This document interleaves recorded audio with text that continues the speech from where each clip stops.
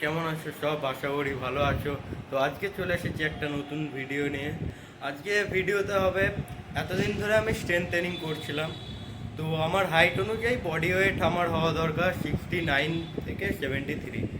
আমার এখন current body weight 59।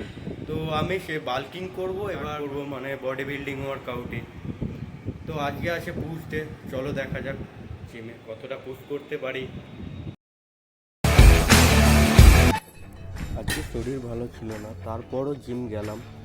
জিমে গিয়ে সবার সাথে কথা বলতে বলতে মাইন্ডসেটটাও খারাপ হয়ে গেল। তারপর থেকে আর সেট একটাও কমপ্লিট হলো না। তারপরও কমপ্লিট করলাম যা হোক করে সেট কটা। আর ভিডিওতে সব কিছু দেখাতে পারিনি, কারণ আমার কাছে কোনো স্ট্যান্ড ছিল না মোবাইল রাখার, তাই যতটুকু পেরেছি দেখিয়েছি।